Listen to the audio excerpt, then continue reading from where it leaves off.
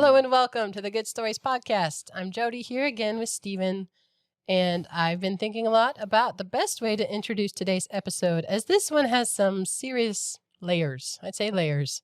But first, a question for anyone that isn't Stephen. When someone says the Middle Ages, what do you think of? Take a second to think about it.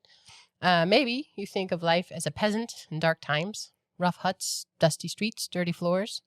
Maybe your mind goes to the nobility, castles, knights, maybe an occasional dragon, war, sickness, violence, simple-minded people, short lives, or maybe Monty Python and the monks. That's possible. I asked a handful of really smart people this week what comes to mind for them, and it included all these things.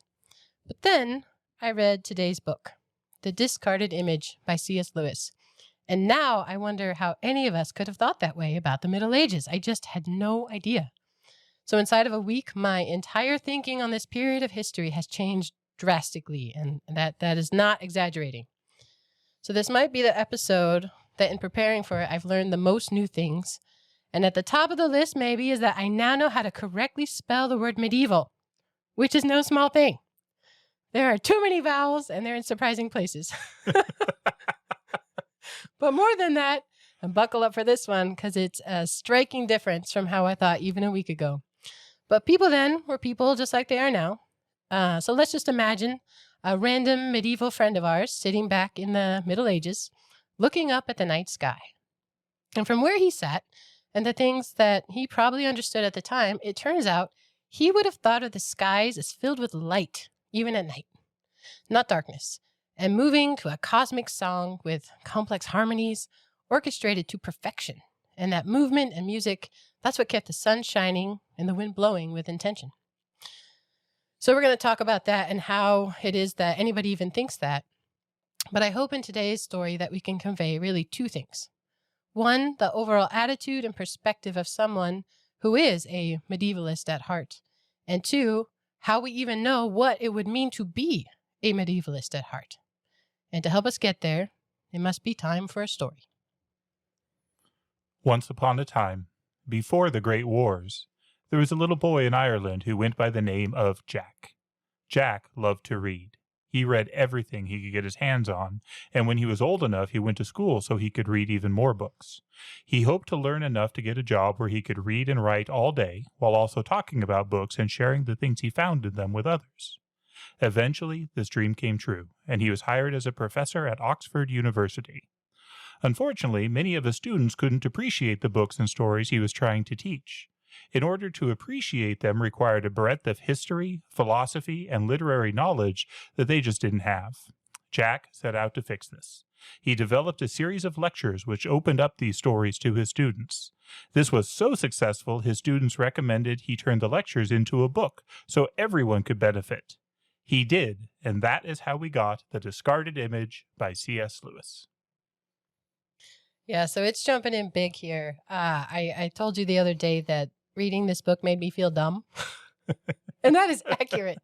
But I should explain, it's dumb in the right kind of way because he had just read everything. Everything. And he thought about it. Everything. And soaked in it. And I think all of us are kind of dumb in comparison. There's no way. Guilty, yes, absolutely. I could know as much as him. So here we are. I am really grateful that you agreed to do this book. When people ask me about my favorite C.S. Lewis, Great Divorce is always top of my list. But often if they ask me to name my second, this is the book I come up with. And I have a hard time explaining why. But this book has done more to change my thought and has opened up worlds to me of literature that no other book has. And I think that's why. And so if I can share that with other people and let other people know what's in this, I think that's what I'm going for here today on this one. I love that you used the word soaking just now. C.S. Lewis, in his early letters to his friends, would talk about a soaking chair. And in one of the letters, the guy asked him back, what do you mean by a soaking chair? And he said, oh, you've known me this long and you don't know what I mean by a soaking chair? It's literally any chair, any place where you can sit and soak in the atmosphere, in the ideas, in the book. So he loves talking about soaking chairs. And that's a very C.S. Lewis phrase. That makes total sense to me. I think we should get into this through the preface that he writes. So he starts this off very, very normally. This book is based on a course of lectures given more than once at Oxford. And that's what this is. This is a lot of his lectures that he compiled into a book. Couple things to know. C.S. Lewis taught at Oxford for many years, but actually when he signs the preface of this, it's from Magdalen College in Cambridge in July 1962. The dates, I don't do a lot with dates, but there's a couple important dates to remember in relation to this.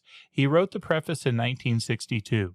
He died in 1963, and this wasn't published till 1964. This was the last published work of C.S. Lewis.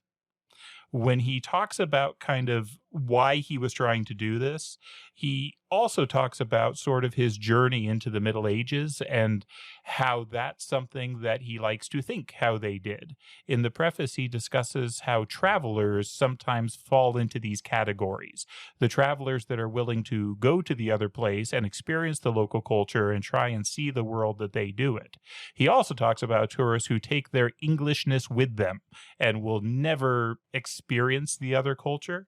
His line here at the end is pretty good. He says, "I have no quarrel with people who approach the past in that spirit. I hope they will pick none with me, but I was not writing for that sort."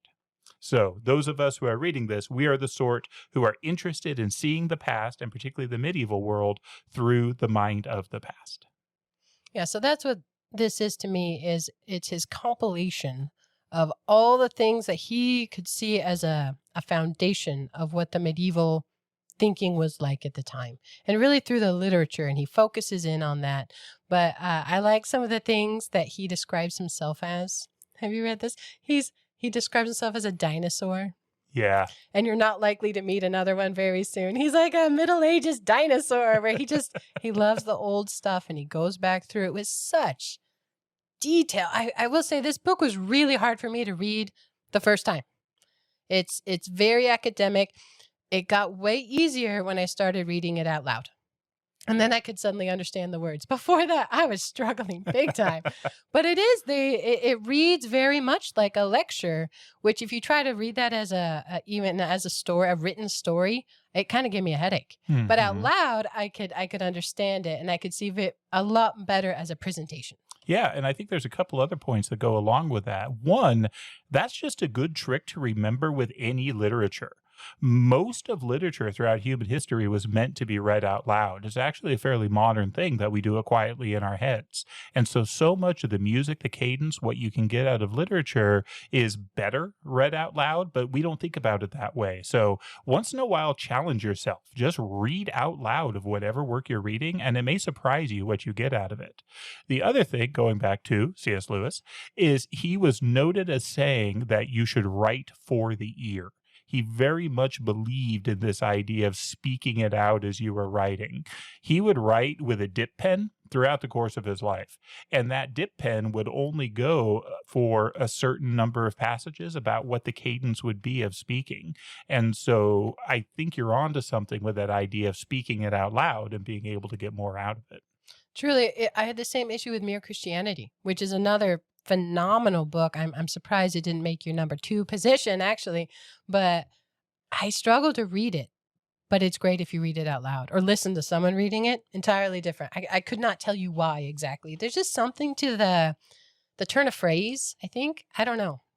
Yeah. But it's much more accessible out loud. This book starts with the medieval situation. And first of all, maybe we should define some terms. So medieval, that is a broad term, and there's disagreement about what it means. It usually overlaps with other terms you'll hear, like the Dark Ages, and then on a more cheerful note, the Renaissance. I wanted to know the difference between the Dark Ages, because in my mind, they're plunked in the middle of the Middle Ages. Is that right? They're actually the very beginning of the Middle Ages. Nobody in the Middle Ages knew they were living in the Middle Ages. They didn't wake up one day and say, by golly, I'm medieval today. By golly. Yeah. I'm sure they didn't say that. Medieval just means Middle Ages, right? Between the aeons there, medieval. And so that wasn't a thing. You can't have a Middle Age until you have the age before and after. The age after was the Renaissance, and they definitely were pompous. They called themselves a new birth, a rebirth, a renaissance. And they are the ones who started using the term medieval, Middle Ages, and Dark Ages for the age prior. The age prior to this period we're talking about is antiquity, or the classical age. This is usually characterized as the age of Greece and Rome. And so, particularly in the West, when the Roman Empire fell in the West, this is generally indicated to be the end of antiquity. Again, you can debate about specific dates and there's a range, but broadly speaking, this is when Rome fell. And with the fall of Rome in the West, you had the fall of learning. You had the fall of government institutions. You had the fall of writing in many ways. And so what then encountered immediately after this fall was the Dark Ages. So the Dark Ages is usually that few hundred-year period after the end of antiquity, usually until kind of the coronation of Charlemagne in 800 is often what gets put at that time. Again, debate about how far that goes. I mean, if you're going to call it the Dark Ages, no wonder we all think of it as this dirty hole of a time. Yeah. I mean, it's just lawless and... Which is why medievalists hate the term. And let me be clear again, I'm an enthusiast. I am not an expert. This is me dealing in matters too great for me, but that I love. So join me as a tourist in this age. But if you want to get a medievalist worked up, use the term Dark Ages and watch them just flip. Because it wasn't. It was a time of incredible people. There was still a lot of writing, a lot of thought, a lot of progress that was happening during that time, but there was definitely a shift period between, where basically the West had to figure out how to do it again. Rome wasn't there anymore, so they had to develop their own institutions. And once those happened, that's really where we get into what would be considered the Middle Ages proper. A lot of people will break this up into what they would call the early or low Middle Ages and then the high Middle Ages. And so high Middle Ages, you want to think year, roughly speaking, 900 to 1200. That's kind of sort of the pinnacle. And then what kind of starts the decline in that is the Black Death. And we're not going to go into that in detail here, but you definitely have society again falling when so many people are dying all around you. And then you have the Renaissance coming out on the other side of it. And so when was the Renaissance?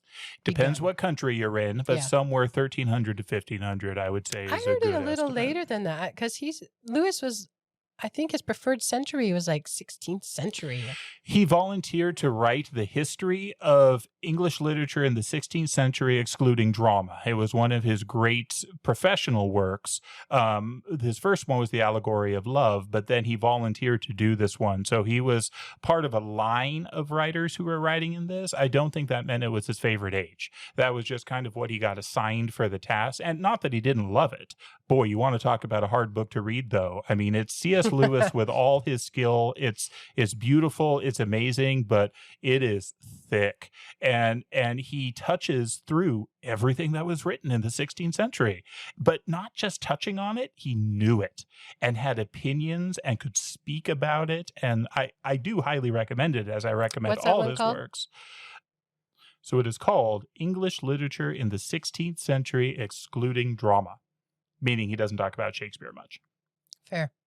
I think most of the books or stories we've done so far, I kind of hope people would go read them. This one's hard. Mm-hmm. So if you get excited about this one, great. Go read it. Let us know what you think. I'd love to talk about it. But for those of you more like me, I feel like this might just be a way that you could be introduced to it and learn a lot like I did without having to dig as deep, because there is a lot of references in this. It is academic. While it has so many good stories, but he does start every chapter with a quote, and I love them all. So the one for the preface is, quote, treacherous passages that look easy and aren't. Mm-hmm. And I think there's a lot to that. He's always also referring to a map, right? He's going to help us learn about the mapping of the Middle Ages. And so the quote here is, to be always looking at a map when there is a fine prospect before you shatters the wise passiveness in which landscape ought to be enjoyed. And this takes me over and over now. I just think of other episodes when we do stuff. That takes me to Walter Mitty. right? The distraction of the camera. He didn't want that. So here he's giving us a map, and we're going to kind of walk through it piece by piece. But it's important to pay attention to the overall landscape as you're looking, just like if you were outside looking at a panoramic view. I think that's important to remember going through this because there are a lot of details, but the point is the overall map and view and landscape overall. I agree with everything you just said, including the fact that my goal is not to get everyone to read this book because I honestly don't know how many people would enjoy it, but I do hope to share with you why I enjoy it and to give you an insight into what this does for somebody who really does love the Middle Ages. Yeah. So the next chapter starter is by a man named Mulcaster, and it says, The Likeness of Unlike Things. And I did look him up. Do you know him? No, I don't. He was a teacher of teachers. He wrote about education long ago. And so here he's using this as a parallel of using an unlike thing to learn about something like. So let's get started. I enjoy the way he introduces us to this because he starts with an author. He starts with a story, and it's somebody that we've talked about before. He talks about the author Layamon and his brute, and he tells us that the air is inhabited by a great many beings, some good, some bad, who will live there till the world's end. Now, that's kind of a wild statement from somebody in the Christian Middle Ages, that the air is just full of these middle beings. And he talks about how there's different ways that you could come to that knowledge. He talks about a pre-logical world, right? A savage world where that's just something you believe, right? You're scared of the wind, so there's beings in the air. But he makes it clear that that's not the way Layamon got to this. And he traces the path that got Layamon to say this. He goes from Layamon to the author Was. He goes from the author Was to Geoffrey of Monmouth. He goes from Geoffrey of Monmouth to Apuleius in the book De Deo Socrates. And then he goes from there to the pneumatology, that means the study of the spirits, of Plato. So what we have is not a pre-logical thinking, not a savage mindset. What we have is a medieval mindset that has links back deep into antiquity and has a chain and a thread that works all the way through. And the big point he goes to here is how much the medieval mind loved authority, loved an author, loved people in the past, loved books that would tell you something out of the past. That's what I wrote down. He read it in a book. That's how he knew it. Yeah. Who read it in a book? Who read it in a book? So definite threads throughout this whole thing. It's the threads on which their overall thinking and perspective came to be. I mean, it's pretty cool, and it goes way back. He points out at the time of Layamon wrote this that Plato was further back from him then than Layamon is from us now. Yeah, wow. Does that make sense? Where Yes. just the difference in time, it's even further back than the Middle Ages are from us currently talking about this guy Layamon writing that. What a cool concept. So. Mm-hmm. And this is before the internet, obviously. These are handwritten books that got passed down in manuscript form, many of them incomplete, many of them poor, but there was this love of them and this idea that once it's written down, it's of value, and that is central to the medieval heart. The other story he tells or kind of talks about this is the idea of the orbit of the moon and the difference between what happens below the moon and what happens above the moon. Was this something you knew before reading this one? I mean, a little bit. The kind of upper and lower, I did not understand nearly the extreme detail that people had thought it through. He talks about the idea that below the moon, everything is changeable. We live, we die, crops rise, crops fail, trees grow, waters ebb and flow. Everything is different, mutable, and changeable below the moon. Even the moon changes. It changes every month. There's a waxing and waning process. But above the moon, nothing changes. The stars move in their orbits, the planets move in their orbits, but they do it consistently and perfectly. There were not abnormalities that they could see really for that time. He points out in here that up to this time, no one was really sure that they had yet saw a nova, to see a star going from being there to a star going away. And so everything above the moon was considered perfect. What that means then is there must be a different kind of reality above the orbit of the moon and below the orbit of the moon. So we have, the Earth we live on, we have the air up to the moon, but then between the moon and after the moon, you have the aether, this kind of special air where the gods dwell. That's just different. And again, it's this beautiful picture. It's this way that they would see the cosmos. And we're going to get into that in much more depth, but this is just a taste of it that's different from the way we do it. Yeah, he does mention the thread there is back to Aristotle, Aristotelian, to say the long word. Yeah, the word he uses, he says, this is a wash spread over a canvas that is not Christian, but Aristotelian. The medieval worldview is thoroughly Christian. You cannot get more Christian. If you weren't a Christian, you pretended to be, right? But that's not the worldview. It's based off of this line of authors, and then here we have Aristotle coming into play, which I just think is amazing and Old very, very cool. Yeah. There are so many quotes in this book. Honestly, the quotes are almost easier to pull together than the overall text itself, because you can piece out those gold parts of it, and there's a lot of them. So he's talking about those threads of thinking that have come forward. And here's the quote. It says, fragments of non-classical paganism survive in Old Norse, Anglo-Saxon, Irish, and Welsh. They are thought by most scholars to underlie a great deal of Arthurian romance. I mean, there's back debts to barbarians and Arabians and the poetry. I mean, across the globe at a time when we think back that, well, nobody moved, nobody traveled. That's not true. There had been extensive, and the literature had developed. So define barbarian. Somebody who speaks Greek poorly. Is that it? Yeah. So the word they think comes from the fact that when the Greeks, the civilized Greek culture, listened to other languages, it sounded like bar, bar, bar, bar, bar, bar, bar, bar, bar, bar. So a barbarian was somebody who just says bar over. It came into the Latin as barbarus. But again, it's this idea of this onomatopoeic, this is what it sounds like, people just saying bar, bar, bar. That's hilarious. So there's all sorts of debate on whether there was originally any, what's the word I'm looking for? Pejorative sense to it, whether it was meant as a downplay or purely descriptive. I think there was probably a pejorative sense, but they would have referred to, the Greeks would have referred to the Persians as barbarians because they didn't speak Greek properly. And the Persian civilization was way more civilized and advanced than the Greeks were. And so, yeah, somebody who just doesn't speak Greek well. And then through history, it really is a term applied to people who can't communicate with us, that don't speak our language, who aren't on our intellectual level. That is so funny. That is a mind shift right there. And I could not have helped you with pejorative as what's the word I'm thinking for. Could not have helped you there. With the bar thing. That makes me think of Charlie Brown and the teacher. The wah, wah, wah, wah. Oh my gosh. My mind is reeling right now. The teachers are barbarians. Totally. Barbarians. Okay. Now we know. With all these threads, pagan, all these different cultures, barbarian, Christian, Roman, Greek, philosophy, theology, all this tied together, it's a mess, right? Looking at this from the outside, you would just think, how can you possibly bring any of that together?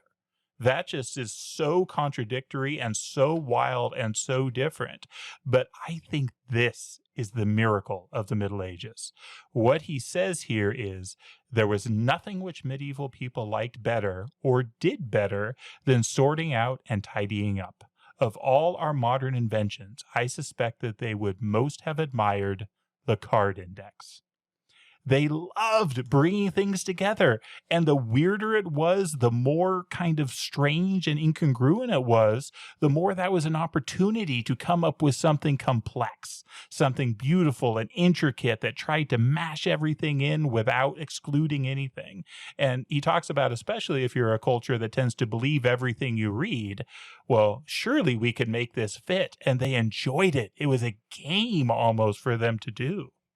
It makes me think of those pictures in movies where they have like the big board with the mystery and like the different news articles and the red threads running all across. Like, this was the medieval mashup.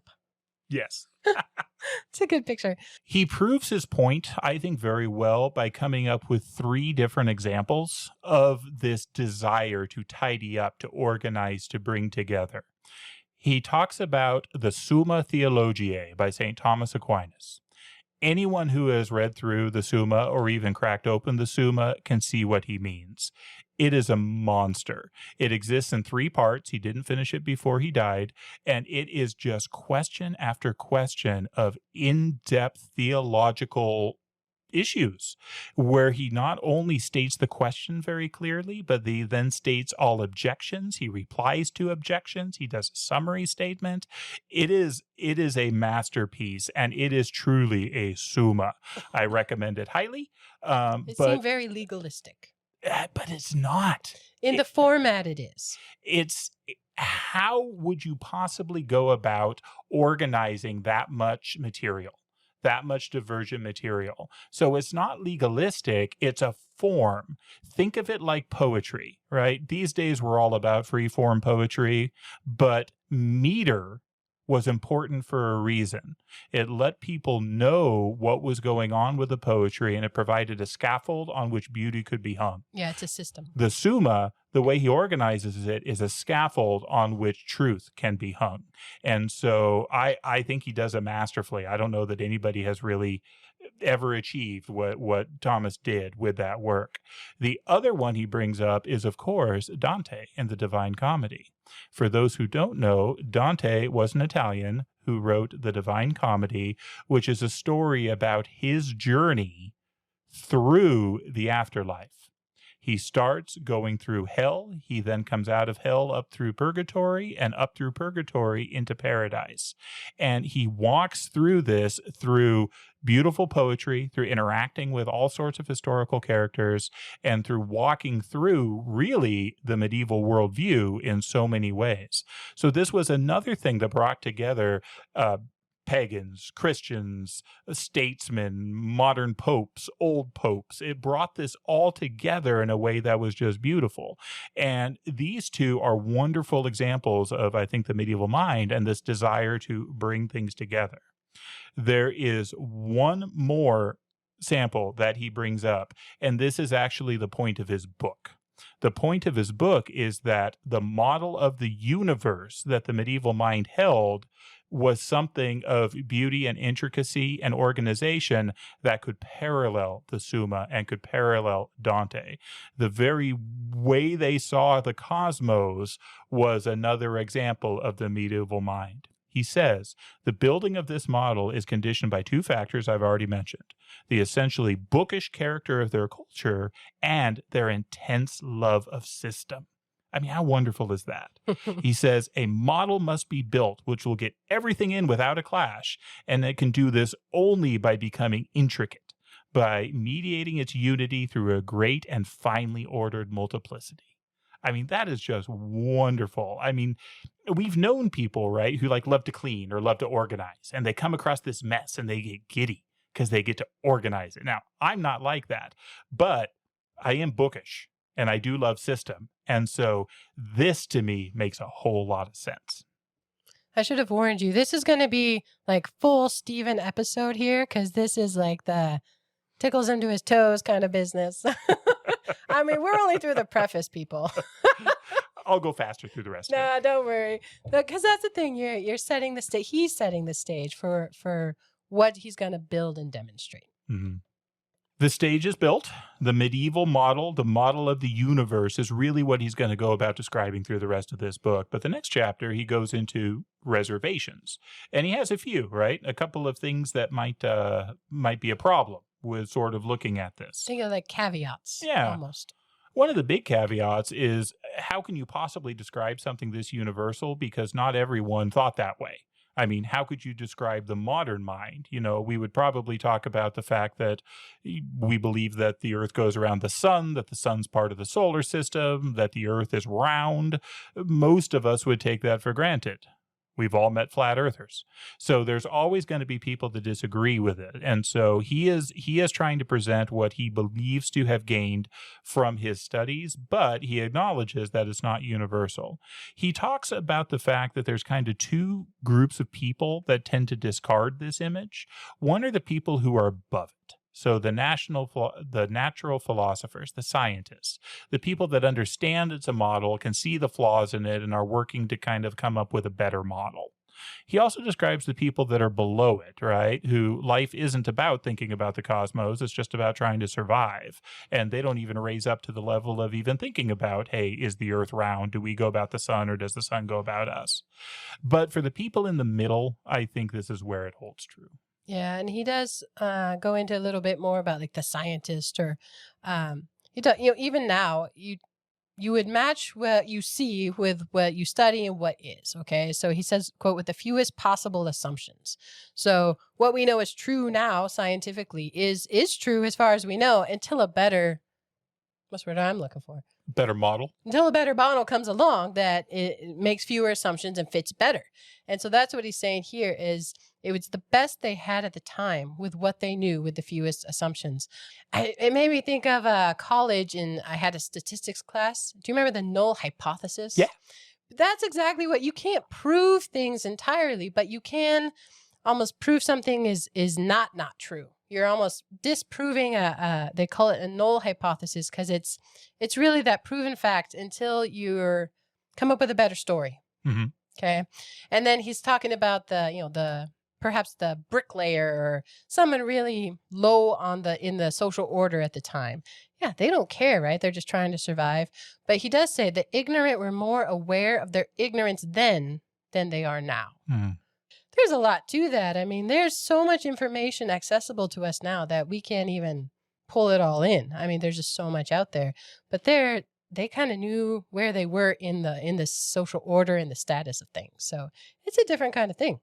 Yeah, I think you're right there. Because they do talk later about your position, like they had a place in the cosmos, and I love that. But well, that's most of what I got out of the reservations. I guess a couple other things to just emphasize on that. One, that what he's describing is kind of a backcloth for the arts. He describes that our modern worldview, and again, this is 100 years ago now. Well, not quite 100, but he says that, there's plenty of Freud and little of Einstein, right? So the cutting edge stuff doesn't necessarily make it into the books. So every book from the period had Freudian concepts, but not everyone could do Einstein. And I thought that was helpful to think about. Yeah, I actually have an Einstein quote related to this book. It said, "I would rather be an optimist and a fool than a pessimist and right." I love that. I think it belongs inside this as he's building this backcloth. But he is talking about the model and about how it came through these ancient writings, or at least they're a big contributor. And it says the model is built out of the real or supposed agreement of any ancient authors, good or bad, philosophers or poets, understood or misunderstood, who happen, for whatever reason, to be available. So it's limited in what they had, but it is what they built from. Mm-hmm. Mm-hmm. I'm going to just make one more digression. That concept of saving the appearances, that's what a model should do. It should save the appearances. That is actually the title of one of his best friend's book. Mr. Owen Barfield wrote a book called Saving the Appearances. And is it good? Yes, but it's thick too. So Barfield is an amazing mind, an incredible author, and again, was really probably one of C.S. Lewis's two best friends. I mean, above Tolkien, if I'm reading his letters and things correctly, but he wrote some thick stuff. Barfield was an anthroposophist, and I won't go into what that means. A what? An anthroposophist. I won't go into what that means. But he wrote two books, he wrote more than two, but two that are really foundational. There's one called Poetic Diction that I highly recommend, and then Saving the Appearances, the one he wrote later in life. So, fun fact about C.S. Lewis while we're there, I understand in his academic stuff, he wouldn't translate words. So he'd put French and German and Latin and Greek inside, and it's in this book too. Yeah. And so his students would have to go look it up because he liked that. And he would do it himself. I mean, soaking in old dead languages and things. Mm-hmm. An amazing man. Amazing man. Amazing patience. Oh, man. Ready for next chapter? I'm ready for the next chapter. All right. So the next one is where he really starts going through the content, and it's called the classical period. And the quote at the beginning is from Dante.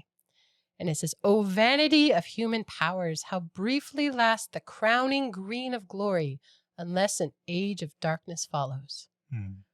I don't know what that means, but it sounds super cool. I think we could think about that a lot. And it is super cool. Why That's is glory awesome. green? That threw me off. So think about the Greek and the Roman world. When somebody won the Olympic Games, what did they get?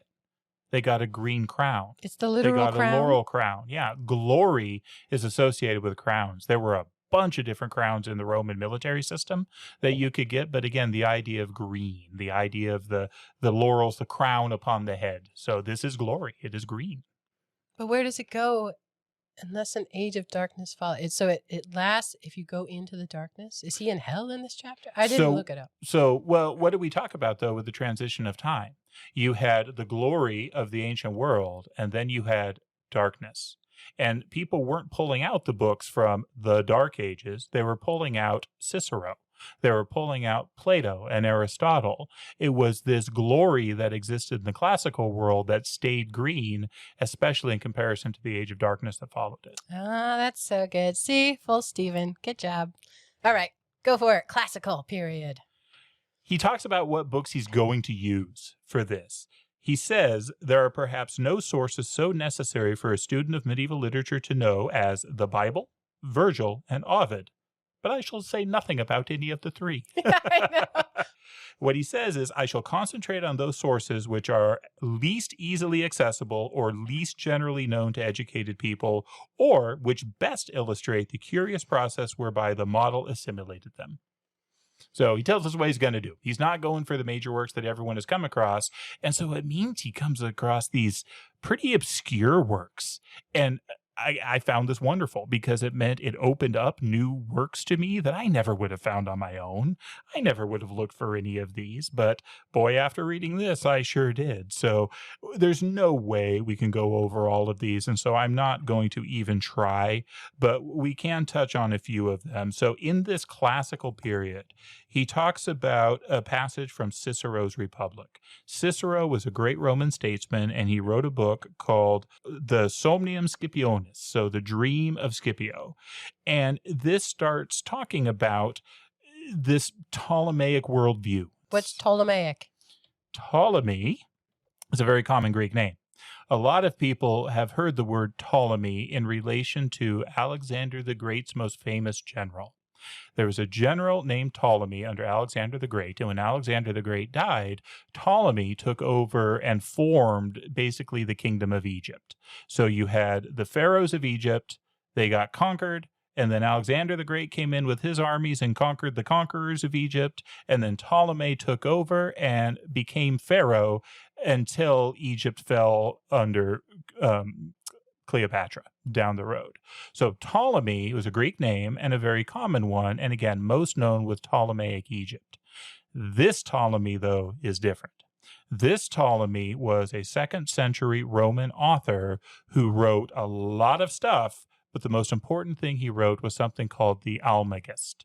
The Almagest was a work that described the nature of the cosmos, that described the way things were built. He was doing it largely as a defense of astrology, but through that, you were able to get the picture of the cosmos at the time by this brilliant astronomer and mathematician and rhetorician and every other ishin you can think of. He was really a brilliant man.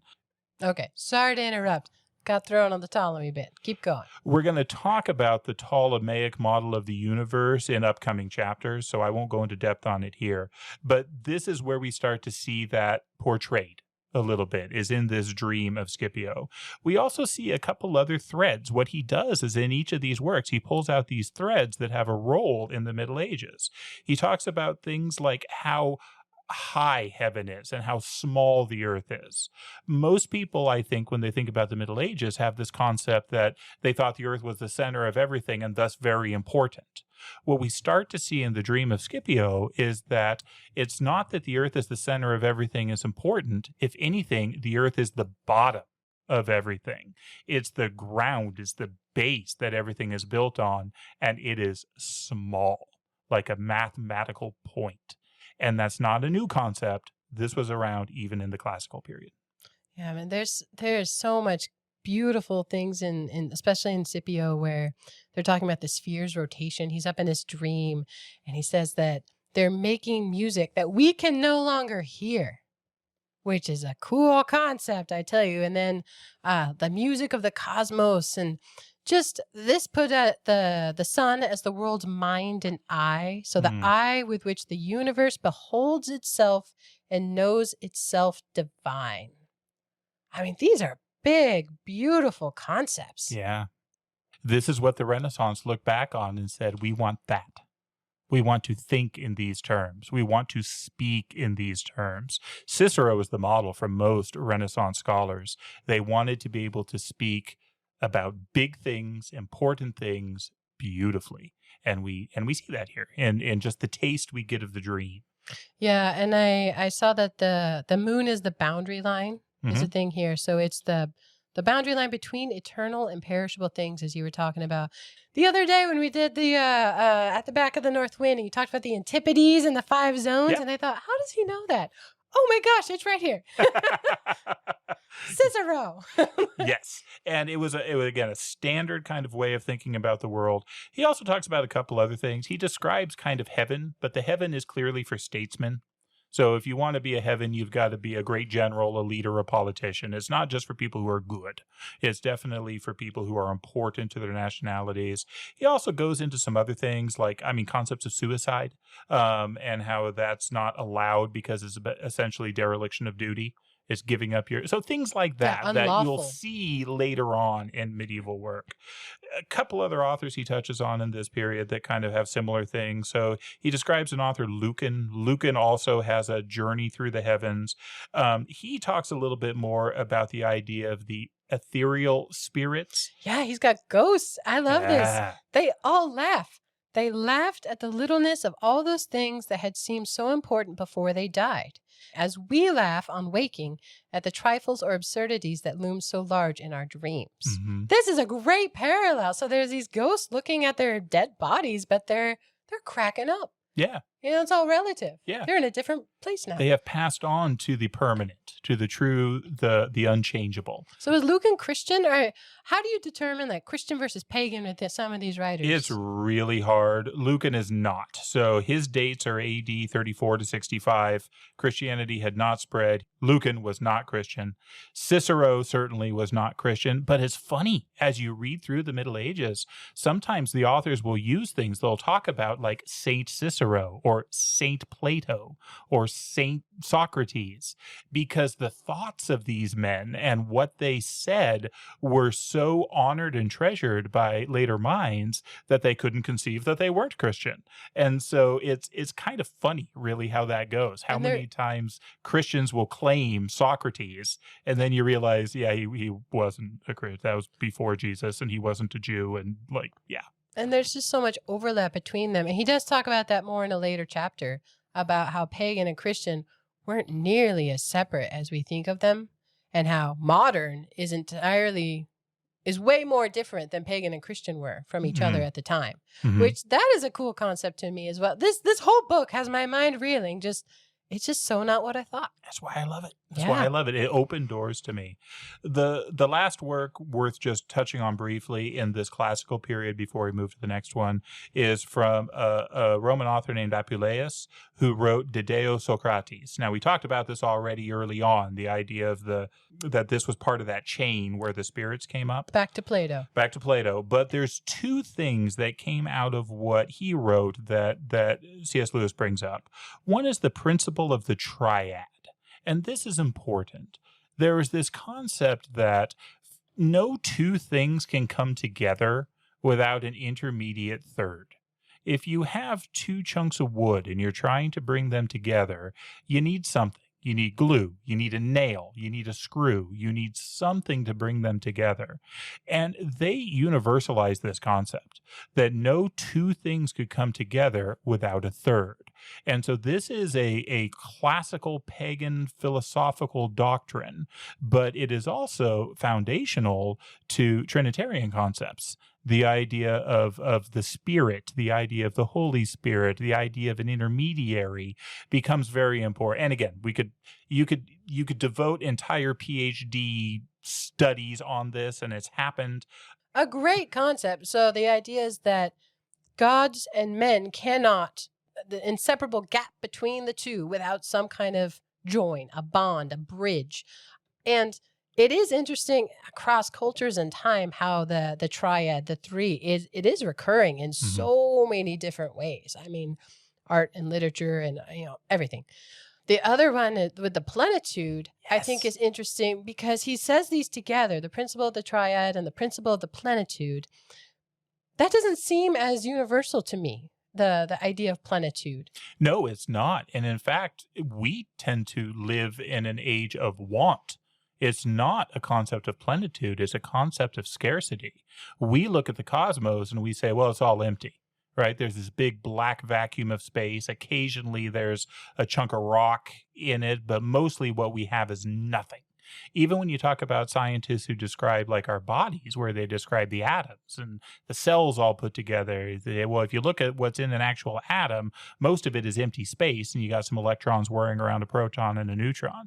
And so is there this concept of scarcity, of poverty, of nothing. A vacuum. Yeah, that's not the idea here, and that is not the idea of the Middle Ages. And again, this is what makes me so comfortable in the Middle Ages and so uncomfortable in our time, because I love the idea of plenitude, the idea of that if there is this space, clearly God would have put something in it. He's not about waste. There's something there. So there must be spirits of the air. There must be spirits of the aether. There must be things that exist. It's only the word that gets used a lot in Latin is ratio or ratio, ratio, and it has a lot of different meanings, but one of the meanings it can have is this idea of kind of fitness or appropriateness or this is the way it should be. And so there's this fundamental optimistic outlook we get out of this concept of plenitude that I just love. The ratio, it's spelled ratio, ratio. And for me, I love that. I do benchmarking and numbers for a living as a job. And that's such a thing where you find a measurement of something that reflects what you need to reflect. Not all numbers are made equal. Not all things are made equal. You have to find something that fits a situation. So I really like that one from the ratio side of things. But well, do you have anything else to say on the classical period? Well, it's not associated with the period, but another kind of C.S. Lewis thing, not from the Discarded Image, but I think it fits here, where he talks about transpositions. Do you remember this? Yes, Transpositions is one of my favorite C.S. Lewis essays. Oh, I see. I've read pieces. I'm a piecemeal person, you know that. So I've read pieces. So you can correct me if I missed the big point. But my understanding is that it's something really big represented by something really simple. And so I think like a symphony, this massive symphony and all the instruments, but that can be transposed to a solo piano, I think is one of his illustrations, where you're trying to convey something much bigger by something simpler. And I think another example is our emotions relative to our like physical responses. Physiological, it's pretty limited, but our emotions have this broad spectrum. And so a lot of that, I think, applies to these really big concepts. But as you say, it's almost a comfort to think of these things where you would belong in a medieval world relative to these very big concepts and the spheres moving and the music in the skies, but kind of a sense of a belonging with that transposition. Yes. Yeah, I think that's great. And I think that's, yes. I went there. Thought it was great. Love it. We move from the classical period into the seminal period. So that's the seed. Seminal is the seed, the beginning. This is really the beginning of the Middle Ages. A lot of the things he references here would be considered Dark Ages work, if you still use that terminology, early Middle Ages. Now I know not to. So. Yeah. This goes into that discussion, though, you're talking about how the differences between Christianity and paganism weren't necessarily as strict. He talks about the fact that the modern who dislikes the Christian fathers would have disliked the pagan philosophers equally and for similar reasons. He talks about, the lice in Julian the Apostate's beard were just as nasty as in Antony of the Deserts, things like that. And so there's this great, again, this swirling, this mixture of thoughts and the pagan world turning into the Christian world. And what did that look like? Yeah, the quote I have is, the influence of the one upon the other was very great, Christian versus pagan. And again, I always make bridges in my mind. It just helps me understand things. To me, this is a Coke versus Pepsi situation. Mm. I've read business case models where they could not have grown to what they are without each other. That's a great point. Yeah, they are integrally tied in how they are both similar and different. So Christian pagan, Coke, Pepsi. I love it. It made me laugh just thinking of it. The first author he talks about on this is a guy named Chalcidius. We're not going to go into him in depth, but it is important to know about him because of what he provided. And what he provided was an incomplete version of the Timaeus in Latin. The Timaeus is one of Plato's dialogues. We now have almost everything Plato wrote. We have an embarrassment of riches when it comes to ancient works. At this time, they didn't. And so the West had an incomplete version of this one dialogue and then this guy's commentary on it. But out of that little bit, they took a lot. Yeah. Even Lewis acknowledges that Chalcidius, did I say it right? He's a snooze fest. If Lewis can't get through it without falling asleep, oh boy. Maybe that's a good time for me to read one of the quotes I marked in this book that I just love. So Lewis throughout this thing is trying to describe this worldview, trying to help people understand the medieval worldview. And he says, this, if accepted, will perhaps go far to explain some characteristics of medieval literature. It may, for example, explain both its most typical vice and its most typical virtue. The typical vice, as we all know, is dullness. Sheer, unabashed, prolonged dullness, where the author does not seem to be even trying to interest us. Or to keep the point. It's just, why can't they stay on the point? But he learns to love it. Yeah, the pieces that they pull out of it, though, are very rich. So I don't have a lot here on Chalcidius. Was there anything that you got out of that passage? Or they mentioned the emphasis on dreams. So you'd mentioned Freud before. Like, there's another thread, right? Even that pulls even further past the Middle Ages. Quote is dreams as the expression of a submerged wish. Mm-hmm. Very Freudian, right?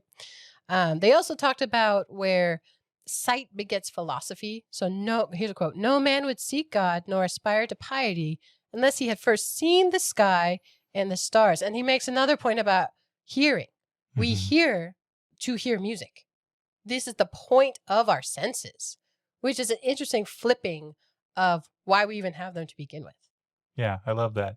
The next author was the one, what I got out of him was the summary of the dream. So this was Macrobius, who talked about dreams. So, and the different kinds. I thought this was fun.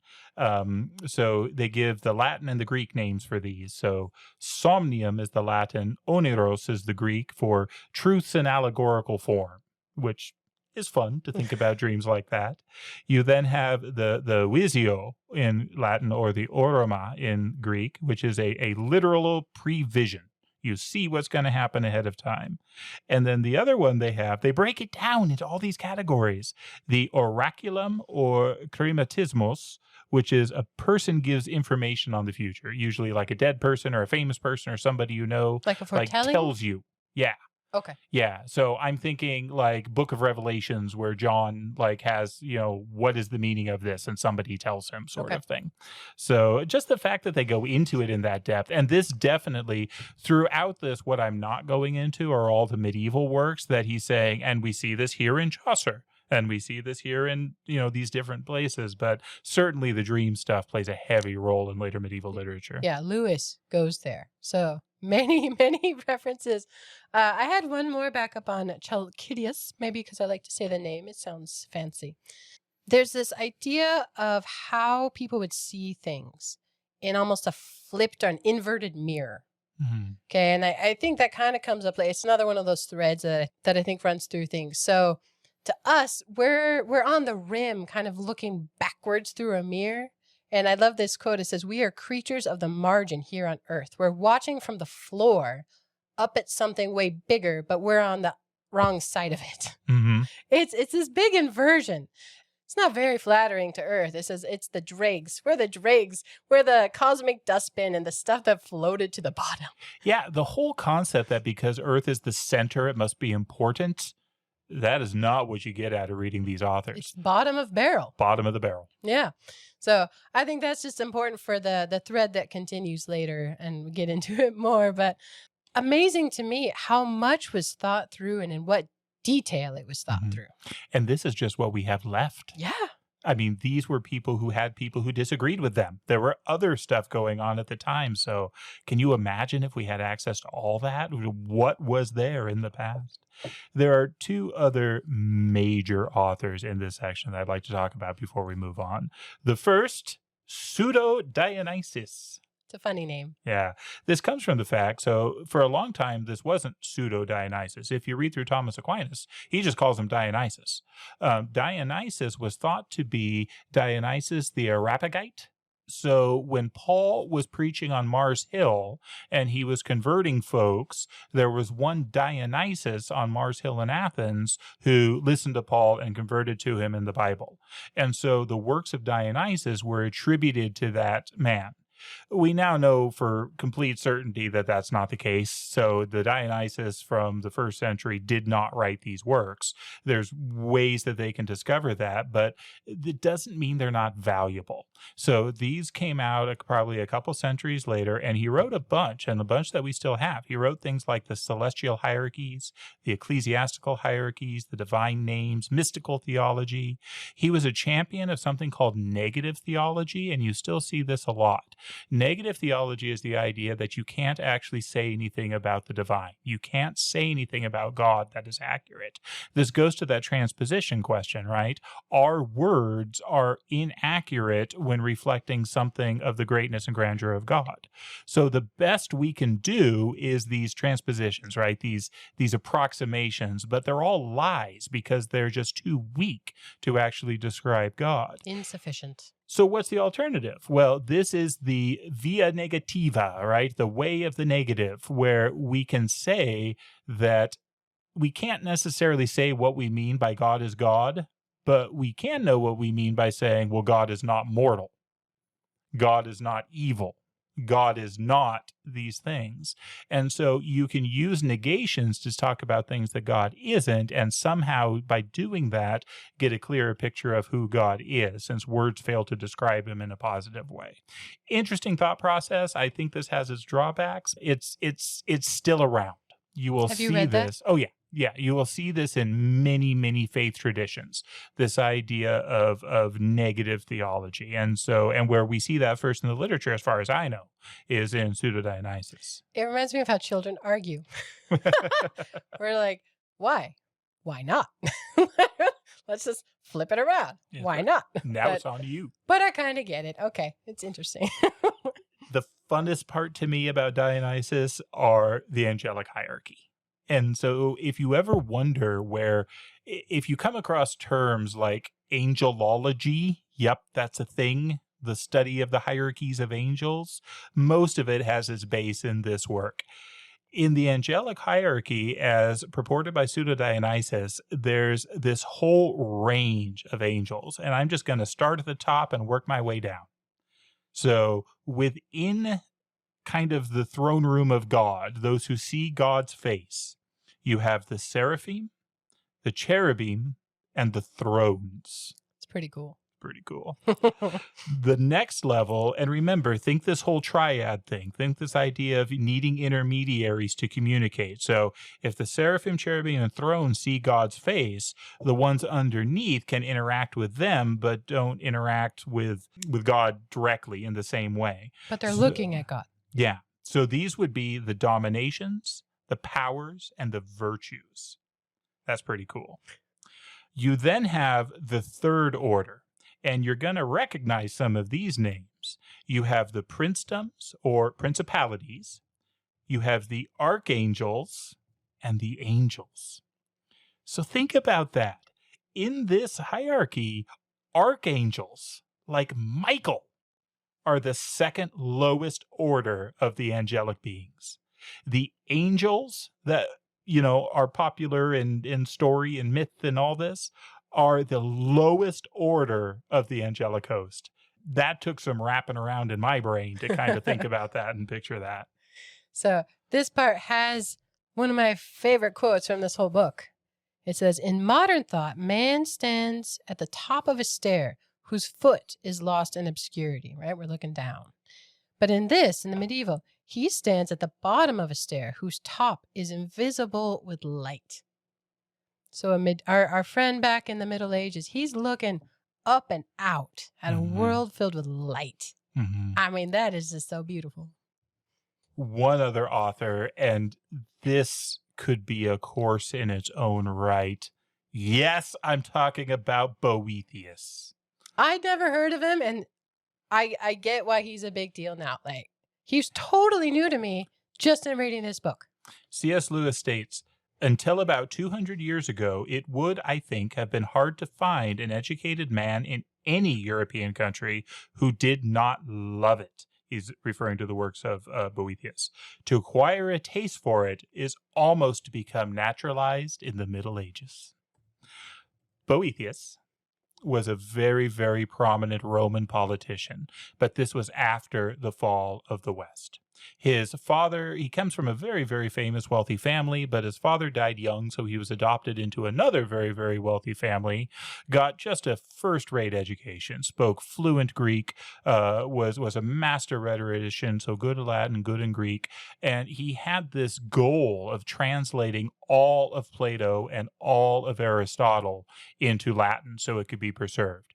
He died too young to get there, but he was able to translate a bunch of this stuff. He wrote profusely, a lot of Christian documents, but also a lot of philosophy, had an incredible political career. He ended up reaching the highest ranks in the king at that time, so a man named Theodoric. Theodoric is a king. He's not a Roman emperor because the Roman Empire in the West is gone. He is a barbarian, but he is a barbarian Germanic king. He's an Ostrogoth who came to power and has the surname the Great. He did some fairly impressive stuff. Boethius came up to basically his intimate counselor, was the highest position in his court. He lived to see both his sons named consul at the same time, had just this incredible life until he got swept up in court controversy, got accused of treason, and ended up being killed. He was summarily executed for treason against the king. During the time between he was arrested and the time that he was killed, he wrote the book, The Consolation of Philosophy, and it's hard to express just how important this book is. Well, Lewis tries. He does. And I think he He's does a big good fan. job. Honestly, I was reading through Consolation of Philosophy earlier today, and it is just wonderful. It's masterful. It's written in such a way that it alternates between prose and poetry. There'll be a poetry sequence and then there'll be a prose sequence, and it is pure philosophy. It starts with Boethius himself basically in prison, lamenting on his condition and the fact that fortune has deserted him and what's going on here, when he is encountered by Lady Philosophy. Lady Philosophy comes to comfort him, but philosophy's comfort is stern. Basically says, where is your philosophy that you are pouting now? Why haven't you learned from me how you are to deal with this? Have you forgotten Socrates, who died for me? Have you forgotten all these other philosophers who have gone through evil? And it then is several books within itself. In the ancient world, when they talk about books, they mean chapters. So there's a bunch of chapters in this one that go through some very, very important topics. The most important topic, or the one that shows up, I think, the most in the medieval mind, is the idea of the Wheel of Fortune. So fortune is impersonated kind of as a goddess here. And the idea, though, that wheel is always turning. So if you're on top today, there's a good chance you're going to be on the bottom tomorrow. And if you're on the bottom now, why complain? It probably means that you were just on the top, or maybe on the top again. There was this idea of this almost impersonal switch between good fortune and bad fortune. Very cyclical. It didn't really even have anything to do with virtue. So virtue was separate from this. If you were a person of virtue, it didn't matter whether your fortune was good or your fortune was bad. You would have your virtue, and in virtue, you would have happiness as the goal of life. The fortune was something outside of you. And this was very much the constellation that Boethius took now that his fortune had turned from great to nothing. And it is a constellation that many have taken, thinking upon this idea of fortune. Yeah, and it describes the wheel very well, or Lewis does.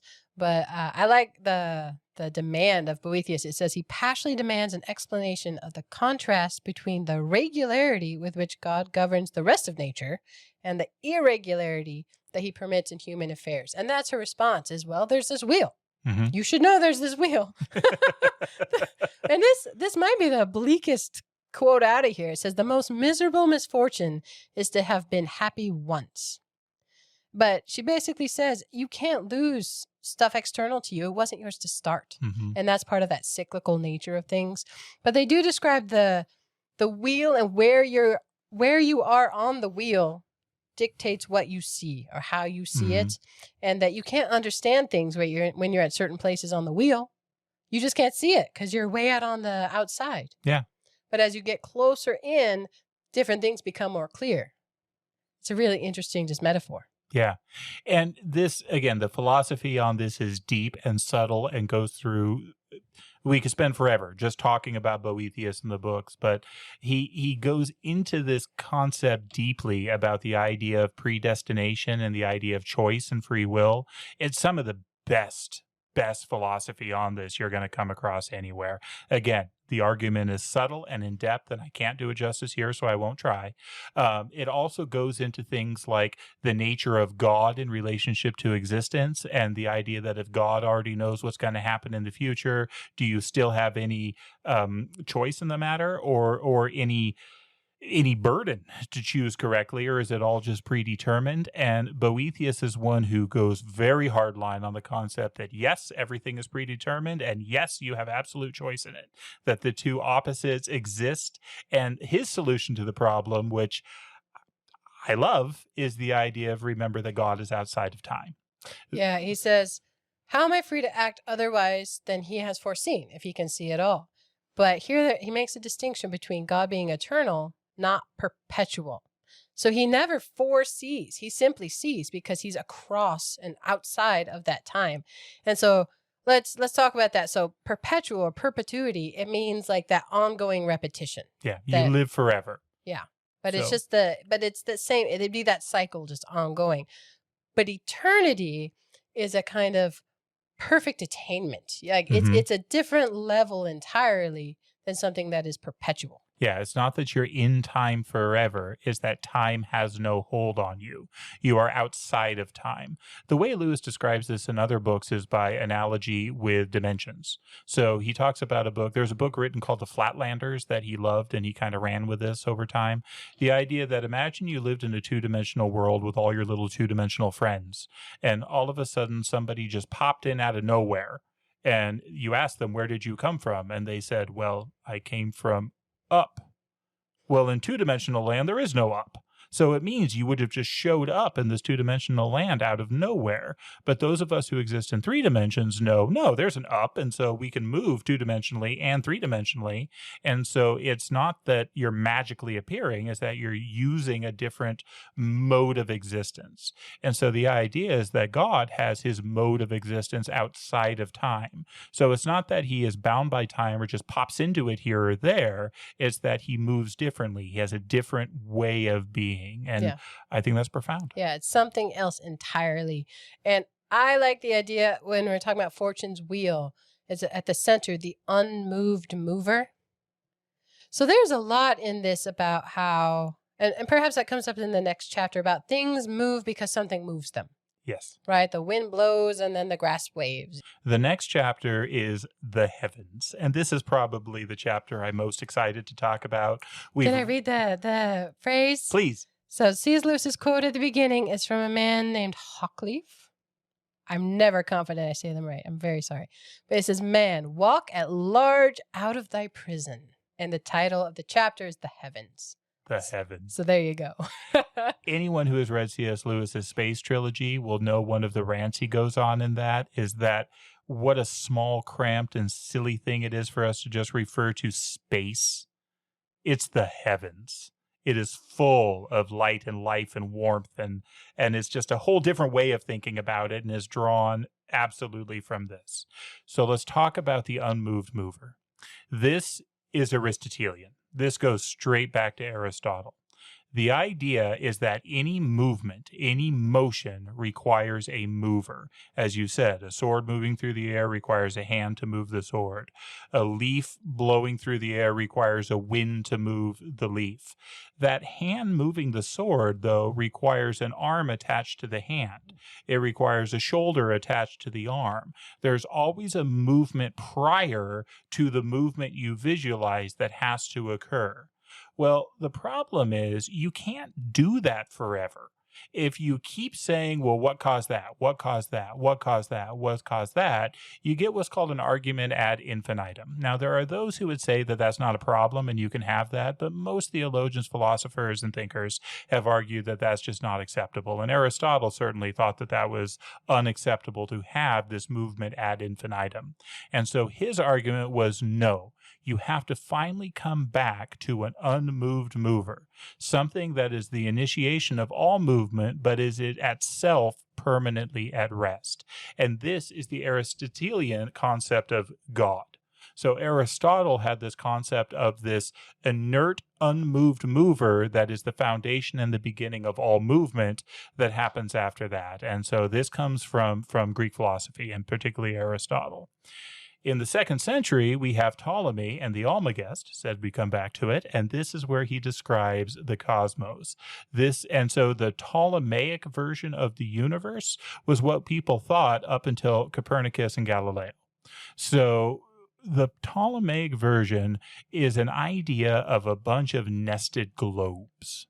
So the earth is a sphere, and yes, even in the Middle Ages and in the Greek world, they knew the earth was a sphere. And around that were these invisible, they imagined them as these crystal globes that kept going out in larger and larger dimensions from there. From the earth, the first globe was the globe of the moon. The globe, again, went all the way around. It was a perfect sphere, but within that sphere was embedded what we know to be the moon, was set inside that sphere. The next sphere was Mercury, with the planet Mercury embedded within that sphere, and then Venus, the Sun, Mars, Jupiter, Saturn, the stellatum. The stellatum is the sphere that all the stars are engaged in. Planets don't act the same way that stars do, and ancient astronomers knew that. And so the stars were the ones that are in that kind of outer sphere. And then you had something called the primum mobile, which is, again, the first mover. So not quite the unmoved mover, but the first mover is the one on the outside. It did not have a planet embedded in it, so you couldn't see that, but it was the one that must be there that is moving all these other things. If you asked Aristotle what was outside the prima mobile, he would say the unmoved mover, right? I mean, that's what's out there. If you asked a Christian, they would say God and the very heavens themselves. Yeah, but what that means is that the universe then was finite. You know, we think of the universe now as ever expanding, going out, but to them it was huge and spherical in shape, but finite. And so the quote here is overwhelming in its greatness, but satisfying in harmony. And I love this idea of harmony across these stories and things, and that you can look up or look at the wind or look at the sun and see harmony because there's this nested idea and you have a place in it. Yeah. And here he talks about how everything in medieval time had certain sympathies or antipathies or like inherent strivings, like objects themselves. And he goes into the differences here where everything has its right place, its home, the region that suits it, and if not forcibly restrained, it's a good stipulation, it moves thither by a sort of homing instinct. And this phrase, kindly inclining, is a really interesting one. And he uses it several times. So things they're not at rest otherwise. So it's this idea that things go back to their base, back to their natural home. And let me read the quote he takes this from. So this is in Middle English. This comes from Chaucer's House of Fame, which, if you're reading it in Middle English, is Hus of Fama. Let me try this. This may be bad, but here we go. Every kindly thing that is, hath a kindly stede therehe may best in hit conserved be, unto which place everything through his kindly inclining moveth for to come to. So he goes through the levels of it, even where like the stones, they are basic existence, right? So you drop a stone from your hand and it's going to go down back to the other stones. So they had some idea even of gravity. There was kindly inclining. And this was straight out of Aristotle. The idea of kind of like is associated with like. So the idea of the stone is that it's trying to get back to the center of the earth. So earth is the dullest, the heaviest, the lowest order. So if you drop a stone, it's going to try and get back to its home. Whereas fire, right, is spiritual, it's airy, it's gaseous. And so it's going to try and get to its home. So if you light a fire, the flames are going to go upward and try and reach the higher heavens, because that's where its home is. And so reality is this blend of these things trying to find their place. I like that vegetables get a whole little section there. Oh, yeah. The different kinds of souls, right? Yes. One other thing I will say about the kindly inclining, and this one I didn't realize for a while. When I hear that term, it kind of makes me think, oh, kindly inclining. That's not actually the way the word was meant in Middle English. The word was meant of its kind, whereas as opposed to kindly, the way we think about it in modern English. So slightly different flavor, slightly different tone on the way to think about that from the way I first read it. Yeah. Like goes with like, for sure. Should we talk through the influences? Whatever your opinion on astrology, it's got a long and deep history behind it. The idea was that these spheres with the governing body in them had an impact on the things below them. It had an influence.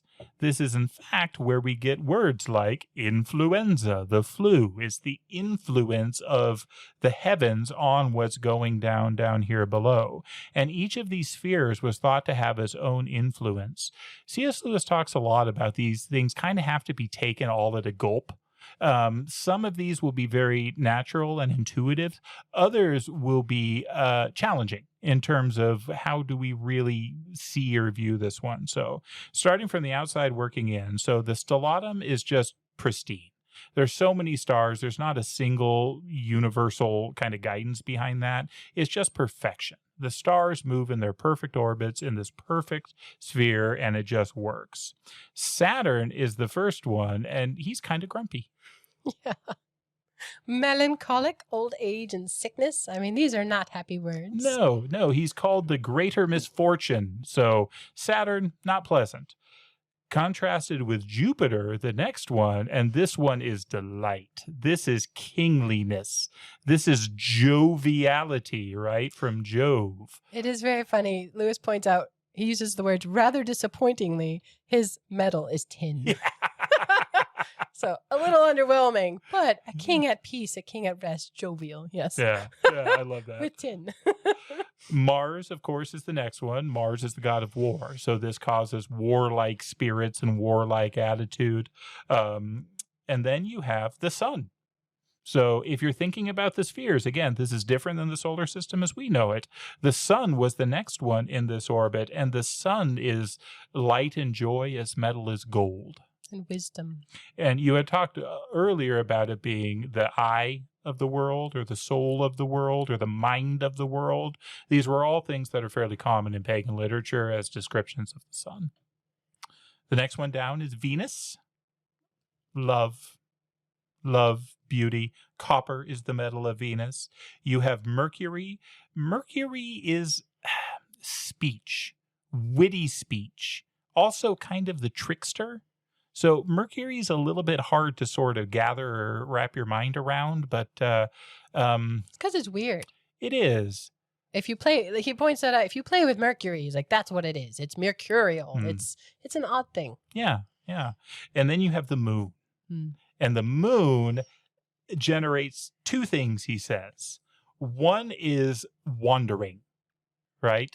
This lust for wandering, the wanderlust, adventure. But the other one is lunacy, the wandering of the wits, going crazy. So tell me more about these influences. Like, is it the idea that as the spheres turn, that they're having different impacts on individuals? Yes. Is it at the individual level like that? Yes, and the greater level too. So it's on the earth, but everything down to the smallest part. And so it's that idea that, I mean, think if you had some iron filings on a table, and then you had two magnets that you were holding up above it. As you move the magnets, those iron filings would move in relationship to what the magnets were doing. And so if you moved one magnet, you'd get a motion. If you use the other magnet, you'd get a motion. And if you use both magnets, you would get a combined motion of the effects of the two. Well, now imagine that you've got the combination of all the planets moving, and you've got all the stars moving, you have all these things moving, and so the compilation of all those influences at one point in time, at one location, at one place, is going to have an influence on the subject. And whether that subject is a nation, whether that subject is the earth in full, or whether that subject is you as an individual, that was the idea behind it.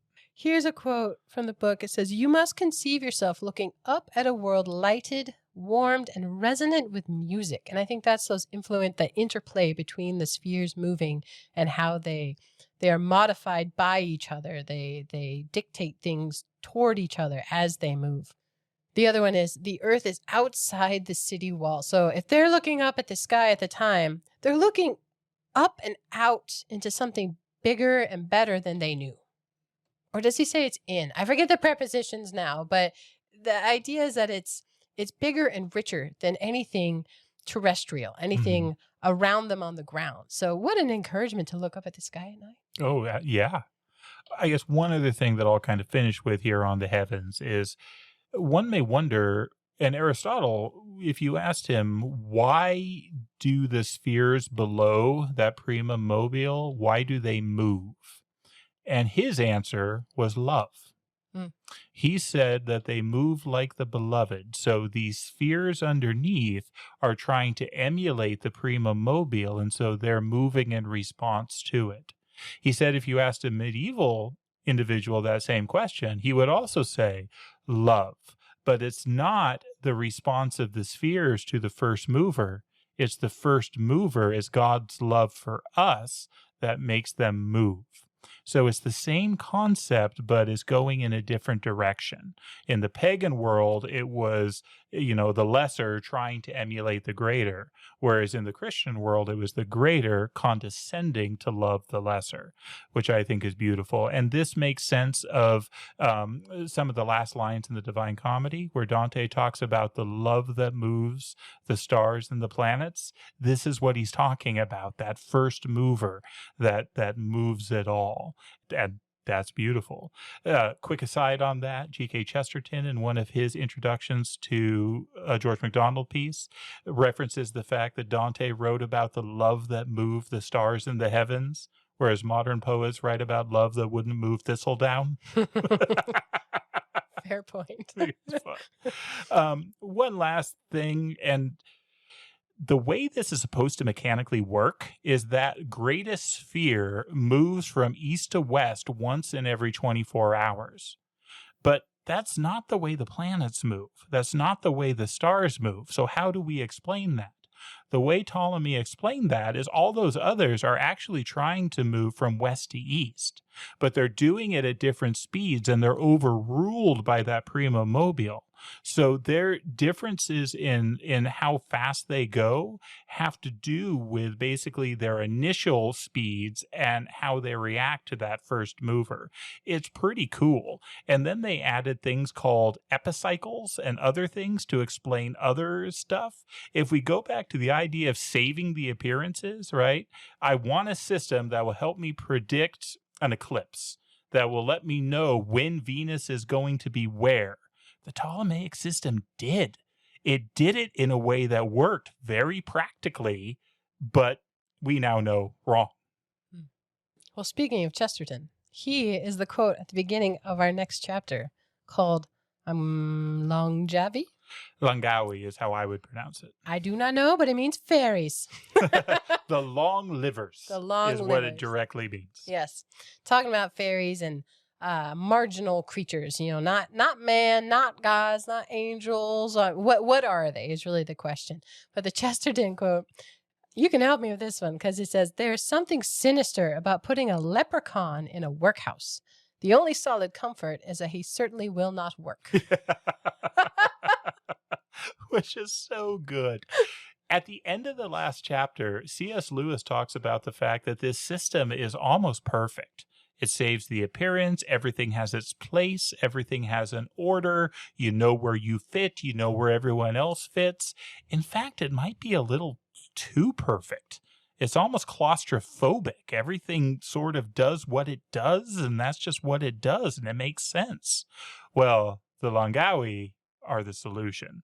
So they don't fit into this system. They're not predictable. Not like at that. all. Mm-hmm. They don't fit into the Christian worldview. They don't really fit into the pagan worldview. They don't fit into the philosophical worldview, but they are absolutely part of the culture, part of the literature, and part of the world, and it just makes things interesting. And so the idea, I think, behind the leprechaun in the workhouse is that with the Industrial Revolution, right, what you're trying to do is to make everything fit in a cog. You're trying to take out this mystery, these things like leprechauns and fairies, but you can't do it. They're not going to work. A leprechaun is not going to work. And they're still here to bring us joy and to frighten us and to cause all this really cool stuff. Yeah, he has so many good lines on these marginal creatures. And so it says their unimportance is their importance. And to me, I was thinking about this triads, like maybe they're another bridge, bringing two things together. But I mean, there's always a theory that they're just stories to frighten children, because those have been a thing across time. But often he goes through a bunch of different types, but he says often these creatures run from men. They're not pursuing them. It's not men necessarily that run from them. It's the other way around.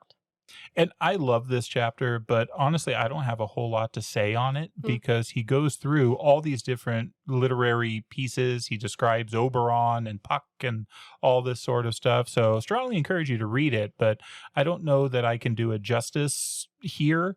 I will say that he does go through some theories about how these might fit into the model. And he comes up with 4 different theories. And so these are fun. So walking through these together.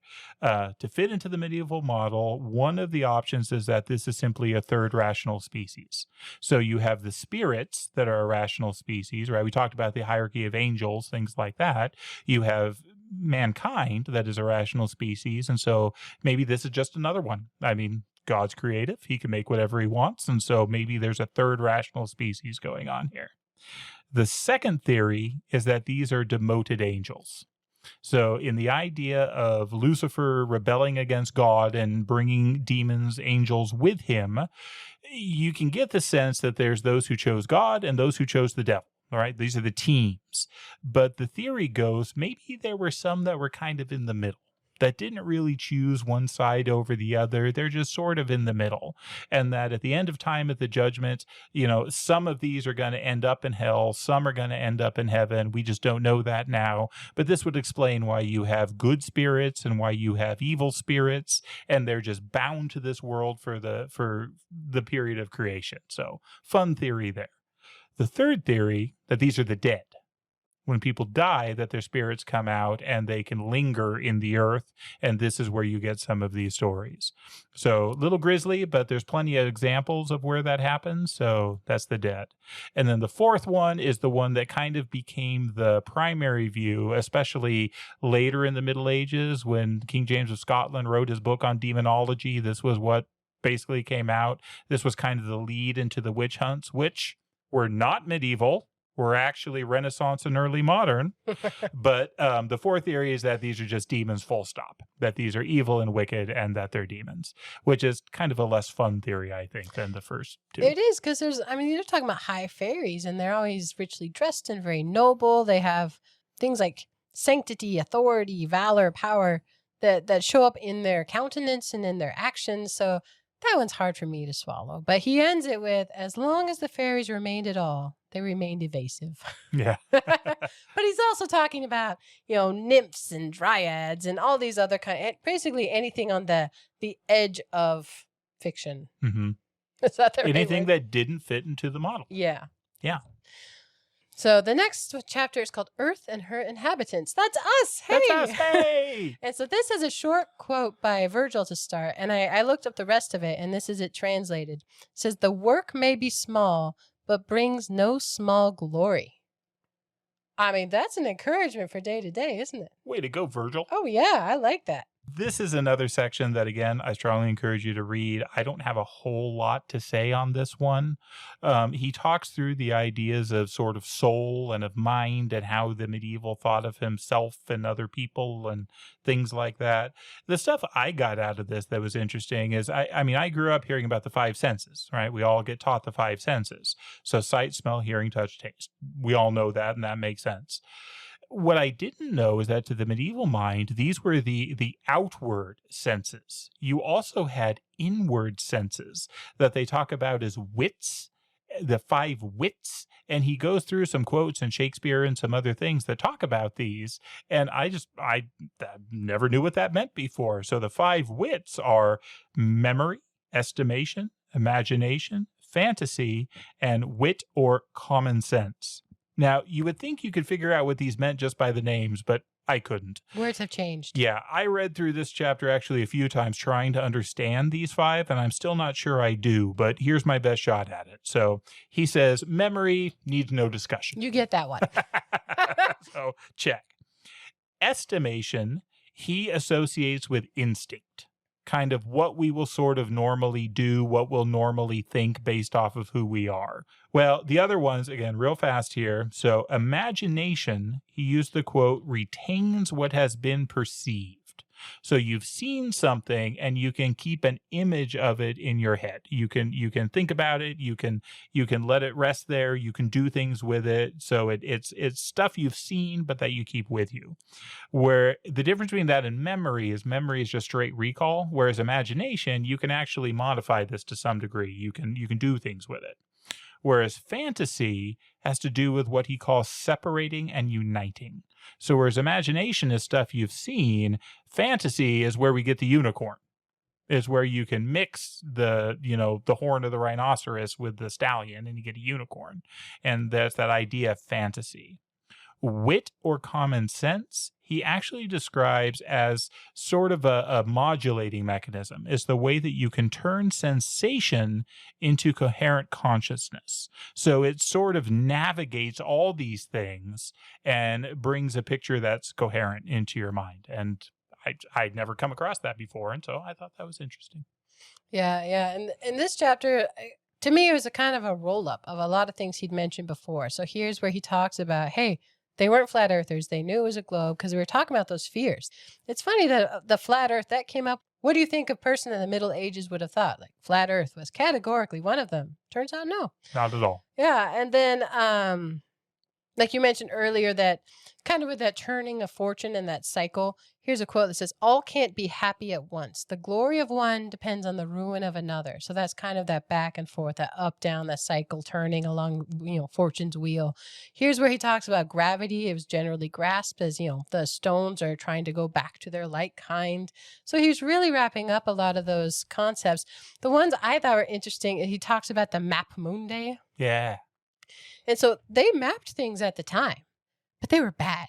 He says sailors, they could navigate, but they didn't use the map because those were bad. Mm-hmm. So in the maps, they were mapping paradise. I don't know a lot about Prester John, but he's brought up here related to the mapping of paradise. Talking about Prester John, who I had not heard of until I read War in Heaven. Yes, by Charles Williams. But just a piece of this quote, it says, "It's in this province are exceeding high mountains, upon the which is said to be the earthly paradise." And it's reference out of Africa somewhere. But I'd heard of him as the Eastern king. Talk about that. Prester John. Prester John was I think a wish fulfillment of a persecuted Christianity in the West. So remember what the church had been through in those early years where Rome was trying to smash it out. And then during the times where they were coming kind of into orthodoxy, and you had Arians and Nestorians and Monophysites and all these people arguing with each other and fighting each other. You had this spread of Christianity to different parts of the world where you had these different sects under persecution going to the east and the west and to these different places. You also knew that Christianity had spread in other ways. So in the west, you have Rome, but you know, anyone who knew history knew that actually Armenia was the first country to establish Christianity as their national faith, and that actually there was a nation in Africa who had established Christianity as their faith prior to Rome did. I mean, so there was Christians elsewhere, but they were kind of separate. I mean, the world was big, and they didn't interact with these things. And so if you're in the West and Attila the Hun is coming down on you, it can be helpful to think maybe there's powerful Christianity somewhere else that can help us. And where this really came into play was during the Islamic invasions. So when the Islamic hordes are sweeping the world, taking city after city, and you're desperate that you, your family, your city, your faith is going to die and be wiped off the map, there's this desire that maybe there's this mighty king somewhere that can help us, because we knew that these Christians had gone other places. And so this is where you start getting stories of Prester John. Prester tends to mean kind of priest, but not really, sort of this religious guy. And Prester John starts showing up in stories. Some of the stories have him in the Far East. So like when Marco Polo goes to the Far East, you get stories of Prester John, and people think about this king in the East who's going to come back and help us and save us. But in addition to that, they didn't know where he was. And so others said, no, he's not in the East, he's in Africa. Prester John is in Africa, and he's going to come and save us and help us. So there was this idea of this good Christian king with this monarchy and with power in this place that was going to come and be the salvation of the Western Christian world. Well, that ties into the paradise mapping. I mean, they also put the world's end on, which again, then I think of Ender. Oh man, these stories they just overlap all the time. I love it. I think the beast lists are really funny in this chapter. And by a guy named Theobald, there's some comment about how a knight of the Middle Ages would have been more interested in pigs than war. Yeah. He says that all these people, they lived near animals far more than we do. I mean, they were hawkers and huntsmen and swineherds and shepherds and farmers and goat keeps. I mean, they knew this stuff. They knew animals in a way that we don't know, but they also loved the idea of these bizarre animals. Well, we get a dragon from Phaedrus, and he says the idea of the dragon stuck for hundreds of years after, which is funny that one lasted. But then there's also unicorns and phoenix. I like that whales are tricky devils. Oh, totally. They're like drowning people pretending to be islands. Like, that's really interesting. But Lewis, he says, they're talking about these lists of beasts, lists of animals. And he says, I cannot face the weariness of going through the items one by one. There's too many, even for Jack. We're not doing it. There is a part here that did remind me of Mere Christianity. I mean, there's a lot of disparate things in this chapter because it is kind of his wrap up of just items associated with the Middle Ages. But the idea of this rational soul, and it took me to that idea of ordered desires. So he's saying, if A is good and we get to B by means of A, then B must also be good. Reason as a source of morality is the quote he uses, but that we're given desires that can only be satisfied by what is good before. I don't know, this rational soul idea. Do you have any thoughts on that? It goes back to Aristotle, the idea that man is a rational animal. That's one of the oldest descriptions of what it means to be human. Like most things in this book, you could really think about it for a while. And even if you didn't know an answer, it leads you into, oh, somebody thought about this. Oh, yeah. That's one of the things that I've got from this book and just from my reading of history.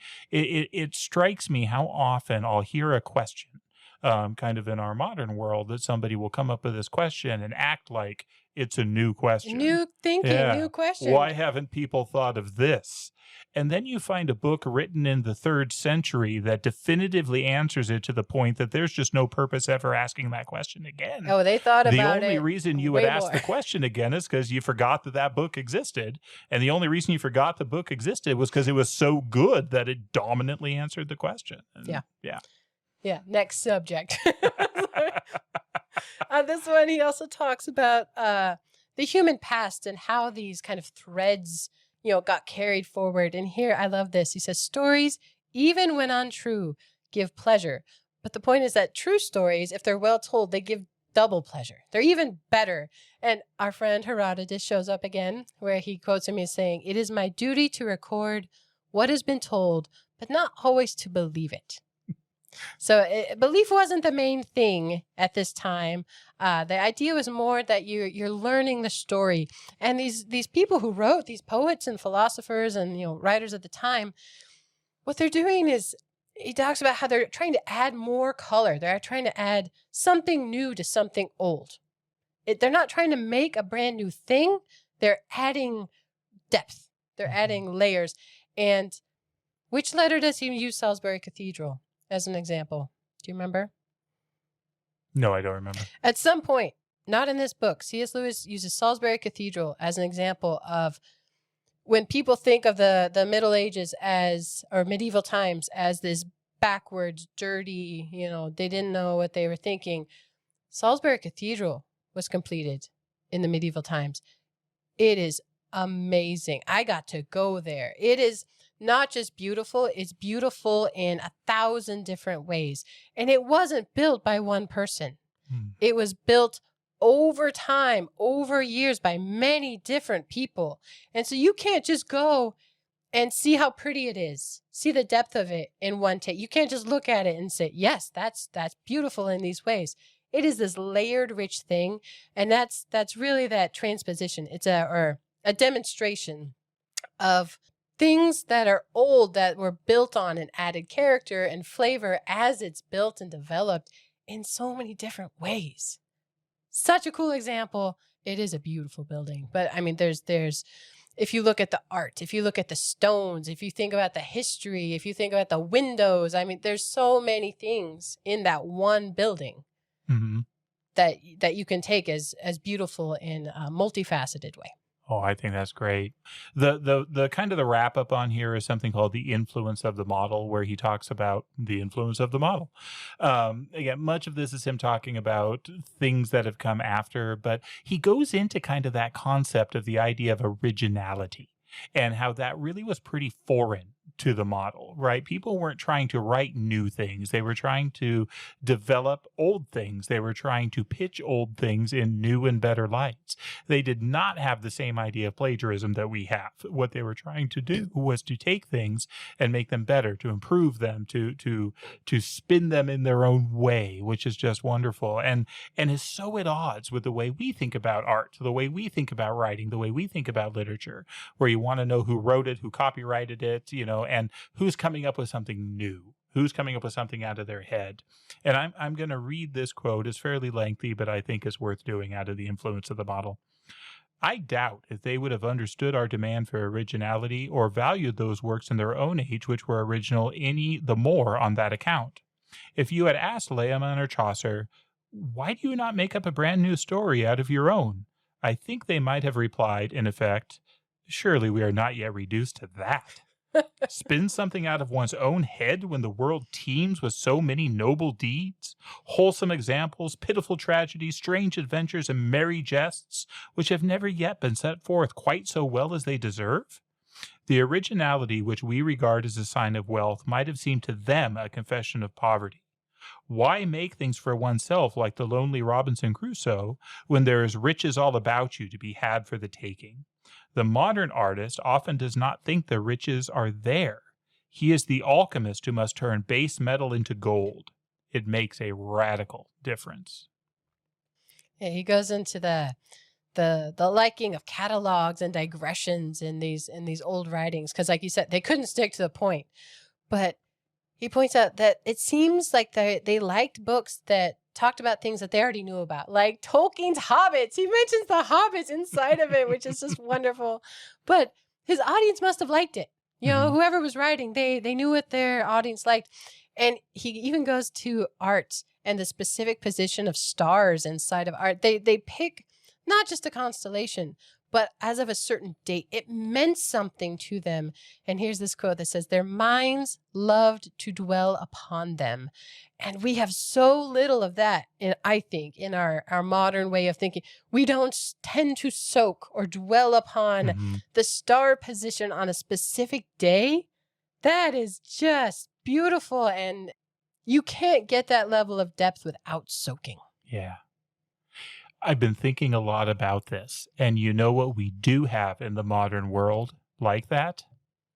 We have the writings of Professor Tolkien. A lot of people wonder, why is he so popular? Why? Why is everyone obsessed with him, as I certainly am and many others are? And I think this is the answer. Reading through this and understanding the medieval mind has helped me understand Tolkien. He loved harmonizing bookish and love of system. He loved trying to bring all this together into a harmonious whole of all these conflicting things. And he spent years on it, fiddling and niggling with all this stuff to make it just work. And you know what? We love it. But I don't think most of us could say why. I mean, there are parts of it we could explain why. I think what he has created is a medieval work. And I think that touches something in us that we don't have in our modern world, that we inherently love without knowing why. And to me, a large part of the value of this book that we just went through is that it helps me understand that. That's why I love it, or at least in part. That's a very good point. I like that a lot. And I think you're right. I think it's why many of the shows and movies don't hold up. It's not because they're not good. It's because they don't fit the flavor. In my opinion, you're allowed to disagree, people, but there is something. And I mean, we both know people who get stuck on the Ents or something. You know, we can talk more about Tolkien another time, but they are slower. And he has so many references to of old. And it's not bleak in the way it's presented. And I think that matches with this as well, where it's more that we admire and look back at a time that was so beautiful, so rich, had the depth, had the basis for these threads that have come forward to what we have now, or even then in Middle Earth, what they have there. And so there he's referring back to of old. I feel that is true. Good point. And there's plenitude and there's hope, and it's wonderful. I think in our very first episode, you said you were a medievalist at heart. And I said, oh, we should talk about that. I hope we have conveyed today what that really means, because Lewis was a dinosaur, right, of the medieval times. But I did kind of think through just some, if we were to try to live like this or to adopt some of those same flavors, you know, same kind of behaviors. I mean, Lewis talks about, you know, reading old books and things, but I just tried to make a short list kind of for my own purposes, really. But read old books. Read old books, not just for the content, but with a look at the worldview that they provide, you know, and what it would mean to live and think differently than we do now. I don't see a downside. No. Truly. What's the quote? My own eyes are not enough for me. I will see through others' eyes. And this is our chance. Yeah. Read old books. Looking up and out. So sitting in silence with stars and trying to relearn how to hear the music. Because he makes multiple references in here where we just can't hear it. They couldn't hear it then. So we got to do more work now to be able to hear the music. But what a good goal, you know. I think praying old prayers in a book I read, they're going through Dante and how he took the Lord's Prayer, but he changed it. What's it called? Festooning. Did you read about this? No. I think that's a Lewis as well. The idea of festooning, where you take something old and you're adding to it, right? You're making it not new, but you're changing it. And so Dante does that with the Lord's Prayer. It's pretty long, so I won't read it all, but it is beautiful. So I love that idea of praying old prayers as you're going through, but you can make them personal. You can add your own interpretation, your own, that's the wrong word, your own derivation of it. You know, you're adding to something old, but you're not making it new, you're making it personal. I like that very much. I also just like the idea of making space for the idea that we belong somewhere inside of a system. You know, I do think that's lost in modern thinking entirely, but the idea, even if we're not part of these spheres turning anymore, you know, or that idea that there's a place for our role as part of this overall overarching plan for not just your life, but everyone's lives. I think they're great. I have nothing to add at this point. I think I have said what I wanted to say. Thank you for reading this book with me. It was a doozy. This one was hard for me, brother, but I have learned a lot, and it is a heart changer.